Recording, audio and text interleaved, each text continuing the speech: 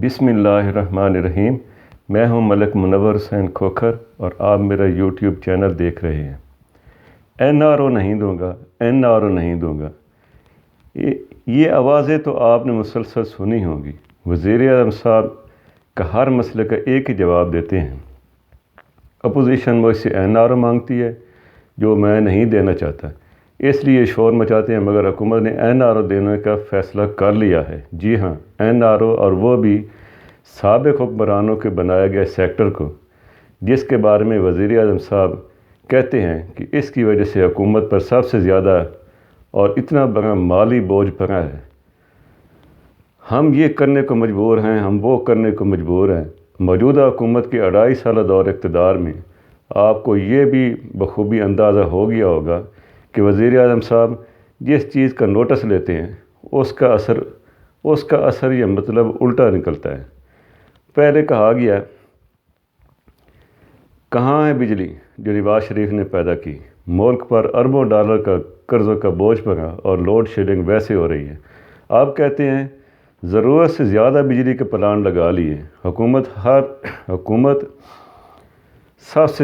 پر سب سے زیادہ مالی بوجھ پاور سیکٹر کے گردش قرضوں کا ہے۔ عوام کو مہنگی بجلی دینے پر مجبور ہیں، حالانکہ بجلی پر سبسڈی IMF کے کہنے پر ختم کر کے مزید ٹیکس لگائے گئے۔ اب کہا جا رہا ہے کہ IPPs کے ساتھ نئے معاہدے کر کے گردشی قرضوں کا بوجھ ختم کیا جا رہا ہے، عوام کو سستی بجلی مل سکے گی۔ مگر آج اس بارے میں ایک نہایت ہی حیران کن رپورٹ منظر عام پر آئی ہے، جس میں یہ بہت بڑا دعویٰ کیا گیا ہے کہ IPPs کو ماضی میں 1000 ارب کی اضافی ادائیگیاں ہوئیں، جس بارے حکومت وویلا بھی کرتی رہی، مگر اس کی وصولی کی بجائے انڈیپینڈنٹ پاور پلانٹس یعنی IPPs کو الٹا MOU پر دستخط کے ذریعے 450 ارب روپے دیے جا رہے ہیں، اور IPPs کے مالک حکومتی عہدیداروں نے بجلی کی قیمتوں میں کمی کا ڈول پیٹنا شروع کر دیا ہے۔ بجلی کے شعبے سے متعلق انکوائری رپورٹ میں ان IPPs سے 1000 ارب روپے کی اضافی ادائیگیاں وصول کرنے کی سفارش کی گئی تھی۔ تاہم حکومت نے الٹی گنگا بہاتے ہوئے ان سے وصولی کی بجائے MOU پر دستخط کیے، جس کے تحت 47 IPPs کو 450 ارب روپے کی ادائیگی کی پیشکش کی گئی ہے۔ ماہرین اور حکام کے مطابق یہ انہیں NRO دینے کے مترادف ہے۔ تاہم اہم حکومتی عہدیداروں نے، جو خود بھی IPPs کے مالک ہیں، بجلی کے نرخوں میں کمی کا ڈول پیٹنا شروع کر دیا ہے۔ مجوزہ نیا معاہدہ IPPs کی دھوکہ دہی کی مکمل نشاندہی کرتا ہے، بلکہ اس کے ذریعے حاصل غیر قانونی فوائد کی بازیابی پر گرفت نہیں کرتا۔ حکومت IPPs کے پرانے واجبات کی مد میں ادائیگی کے لیے 450 ارب روپے کے فنڈز کا بندوبست کر رہی ہے، جبکہ 1994 کی پاور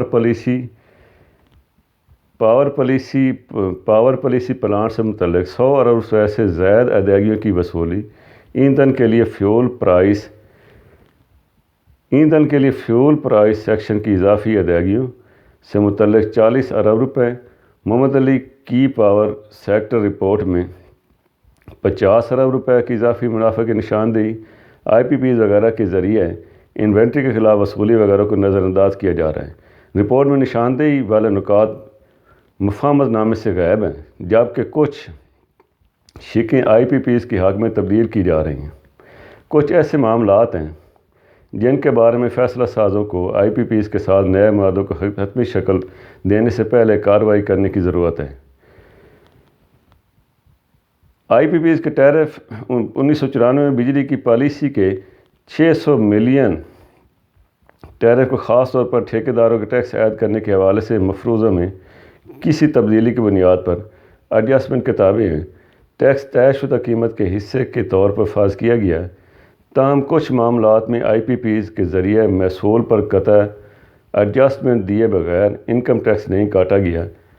پاور خریداری معاہدے کی شیڈول 6 میں کہا گیا ہے کہ کمپنی ٹھیکیداروں کو ادائیگیوں پر 4% ٹیکس حکومت کو ادا کرنے کی ذمہ دار ہوگی، چونکہ ایڈجسٹمنٹ بر وقت نہیں کی گئی، لہذا ٹیکس کی رقم 40 سے 50 ملین ڈالر کی حد میں ہوگی۔ اضافی صلاحیت کے چارجز کے مالی اثرات، جس میں پہلے سے طے شدہ سود کے چارجز شامل ہیں، اس کے نتیجے میں 600 ملین ڈالر سے زائد کی وصولی ہو سکتی ہے، جسے صارفین نے بجلی کے نرخوں میں ادا کیا۔ بجلی کے شعبے سے متعلق انکوائری کمیٹی ملک میں نجی بجلی پیدا کرنے والے یونٹوں کے قیام کی لاگت سے متعلق مدت کے حوالے سے اپنی ذمہ داری نبھانے میں ناکام رہی۔ حکومت یہ معاملہ اٹھا سکتی ہے۔ حکام اور ماہرین کا کہنا ہے کہ مختلف پاور پلانٹس کی لاگت کے حساب سے آئی پی پیز کو 40 سے 50% اضافی لاگت ملی، تاہم یہ پہلو نظر انداز کر دیا گیا اور کمپنی نے محکموں کے کردار کو چھوا تک نہیں۔ کمیٹی کی رپورٹ ایل او آئی کے میرٹ کا اندازہ نہیں کرتی، جو طلب کی پیش گوئی پر مبنی ہونی چاہیے۔ مزید یہ کہ پاور سیکٹر کی رپورٹ میں 2002 اور 2015 پاور پالیسی کے تحت لگائے گئے مختلف پاور پلانٹ سے متعلق تفصیلات فراہم کی گئی ہیں، لیکن اس میں 1994 میں بجلی کے پالیسی کے تحت 6000 میگا واٹ صلاحیت رکھنے والے بجلی گھروں کے تفصیلی تجزیے سے گریز کیا ہے۔ ابتدائی تجزیہ کیا گیا تھا کہ ان میں سے کچھ پلانٹس کی واپسی کی مدت 2 سے 3 سال سی او ڈی سے ہوتی ہے۔ کمپنی اس طرح کے پلانٹوں کے لیے دوسرے ممالک کے مقابلے میں آئی پی پیز کے زائد نرخوں اور تھرمل کارکردگی کے متعلق تجزیے میں ناکام رہی۔ صنعتی ذرائع کا کہنا ہے کہ ونڈ پاور پلانٹس میں 15% زائد اوور انویسٹنگ کی گئی، جس میں قرض کا ایکویٹی تناسب 75.25% تھا۔ بجلی کے پالیسی اور پی پی اے نے کچھ حرارتی صلاحیتوں کی اجازت دی۔ ابتدائی نرخوں کی گنتی فرنس آئل یا دیگر ایندھن کی قیمت کی بنیاد پر ہوتی ہے، اور پھر قیمتوں کو انڈیکس کے ذریعے ایف او کی اصل قیمت میں ٹیرف ایڈجسٹ کیا جاتا ہے۔ 1994 کی پاور پالیسی کی بنیادی قیمت 2843 روپے ٹن یعنی 2843 روپے ٹن اور 2002 کی پاور پالیسی کے تحت 22843 روپے ٹن تھی۔ ایف او کی اندازاً قیمت 70,000 ٹن ہے۔ یہاں یہ سوال پیدا ہوتا ہے کہ ملک استعمال نہ ہونے والی ایندھن کی قیمت 70,000 ٹن کیوں ادا کرے؟ پچھلے 20 سالوں میں زائد ادائیگی کی وصولی اس سلسلے میں 200 سے 250 ملین ڈالر کے برابر ہیں۔ صنعتی عہدیداروں کا کہنا ہے کہ آئی پی پیز کو بین الاقوامی معیار کے مطابق او اینڈ ایم لاگت وصول کرنے کی اجازت دی گئی ہے، تاہم آئی پی پیز اپنی او اینڈ ایم کمپنیاں قائم کرتے ہیں، لیکن بجلی کی خریداری کے معاہدے میں اجازت دی گئی ہے، بین الاقوامی معیار کے مطابق دیکھ بھال کے اخراجات وصول کرتے رہتے ہیں۔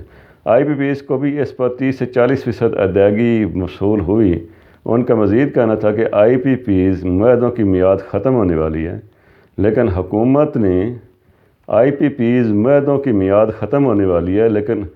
حکومت نے معاہدوں کو ان آئی پی پیز کے ساتھ بڑھانے کا عہد کیا ہے، جن کو پہلے ہی اربوں روپے کی زائد ادائیگی مل چکی ہے۔ ان کا مزید کہنا ہے کہ اکثریت پلانٹ میرٹ آرڈر کی وجہ سے بند ہیں، اور اس وجہ سے یہ منافع بخش معاہدہ ہے جس پر وہ حکومت کے ساتھ دستخط کرنے جا رہے ہیں۔ حکام کا کہنا ہے کہ وہ ضابطوں کی نشاندہی اور آئی پی پیز کو مذاکرات کی میز پر لانے کے لیے فرانزک آڈٹ ضروری ہے۔ تاہم آئی پی پیز پی پی ایز اور بین الاقوامی عدالت برائے ثالثی کی ڈال دینے کی کوشش کریں گے۔ آڈٹ کے دائرہ کار میں نیپرا یا حکومت کے ذریعے ٹیرف کی ترتیب کا طریقہ کار شامل ہو سکتا ہے۔ اس میں پلانٹ کی کارکردگی اور قابل اعتماد صلاحیت کی جانچ، پلانٹ اور مشینری کی لاگت کا احاطہ کرنا چاہیے۔ اسی طرح کے پلانٹ کے اصول کی لاگت کا موازنہ بھی شامل ہے۔ اس میں پی پی آئی بی اور اے ای ڈی پی کے ذریعے مختلف آئی پی پیز کو دی جانے والی ماضی قریب میں توسیع کی وجوہات کا بھی احاطہ کرنا چاہیے۔ ان نتائج کو بدعنوان عناصر کو احتساب کے عمل میں لانے کے لیے استعمال کیا جا سکتا ہے، اور اس کے علاوہ شناخت شدہ آئی پی پیز کو مجرمانہ کارروائی اور پی پی اے کے خاتمے سے بچنے کے لیے ان کی معاہدہ کی شرائط میں بہتری لانے کے لیے کہا جا سکتا ہے۔ آئی پی پیز کے ذریعہ دعویٰ کی گئی زیادہ سے زیادہ حصول لاگت، کیونکہ کچھ اور M C P S O کے علاوہ نے ایندھن کی رسیدوں اور ٹرانسپورٹیشن چارجز پر مارجن کے کچھ حصے کو پروجیکٹ سپانسر کو ادا کیا۔ اس کی نشاندہی او ایم سیز بینک کی ادائیگیوں کا جائزہ لینے اور ایندھن اور انوائس کے اجراء کی تاریخوں کی اصل ترسیل کا موازنہ سیلز ٹیکس ریکارڈ اور آئی پی پیز کے ذریعے ادائیگیوں کے موازنہ سے کی جا سکتی ہے۔ اجازت دیجیے، اللہ حافظ۔